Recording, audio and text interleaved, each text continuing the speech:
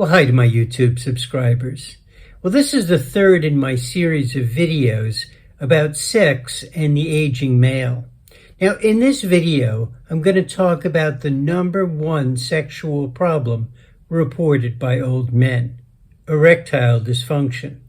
Incidence is around 30% in the 57 to 64 age range, but it rises to almost 45% in the 65 to 85 age groups, making it a very significant concern. Now, men view erectile dysfunction as a particularly embarrassing problem because it's difficult to hide. Your sex partner is going to know if you don't have an erection. There's also a strong psychological component.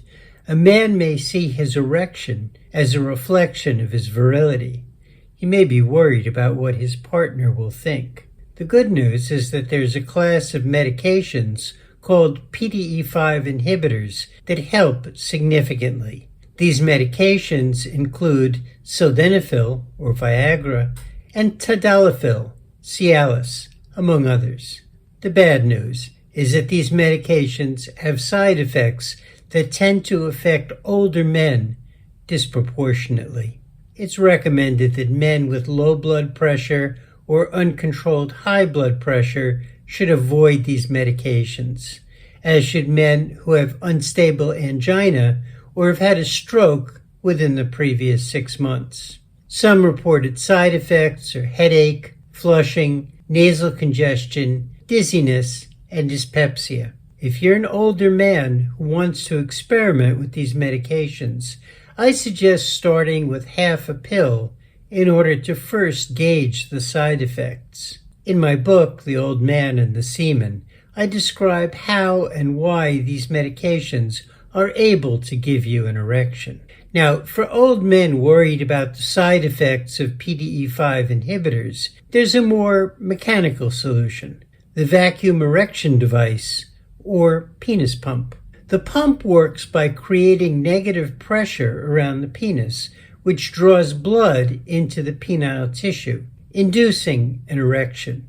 Clinical studies suggest that vacuum pumps have a success rate of around 60 to 90% for achieving an erection sufficient for penetration. Once an erection is achieved, a constriction ring is placed at the base of the penis to maintain the erection by preventing blood from flowing back out.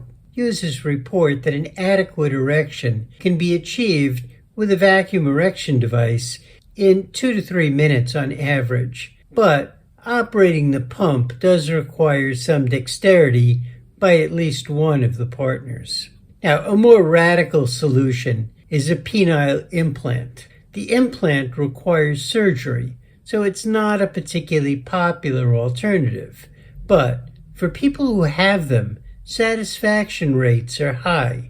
The implant most commonly used today is comprised of 2 inflatable cylinders implanted into the body of the penis, a pump system attached to the cylinders, and a reservoir connected to the pump. The pump and reservoir are implanted into the scrotum. Saline solution is pumped manually from the reservoir into the chambers of the cylinders, producing an erection. Yes, you heard this correctly. You pump up the prosthetic manually by pressing repeatedly on a device implanted inside your scrotum. It sounds crazy, but it does work. And finally, a man is quite capable of having an orgasm without having an erection. We see this in men with spinal cord injuries who may lose the ability to have erections, but who can still experience orgasm. If you have a sex partner who understands your problem, the two of you can have enjoyable sex without penetration. You have a tongue and fingers, and you should have a vibrator. Your flaccid penis can be rubbed against your partner's clitoris, or it can be partially inserted into her vagina. Of course, this won't work well with a condom, so you both need to be disease-free. Men with erectile dysfunction can have an orgasm by masturbating, and they can achieve orgasm when receiving a handjob or blowjob from a sex worker. You can explain to your partner that you may not get hard, and you can tell her how to most easily bring you to orgasm. So, today, there are many solutions to the problem of erectile dysfunction. Some experimentation may be needed to find the one that's best for you if you have this problem. Well, I hope you found this video useful. Now, I recently published a book called The Old Man and the Semen, Sex and the Aging Male. It's filled with important information for old men who want to continue to have good sex in spite of their age.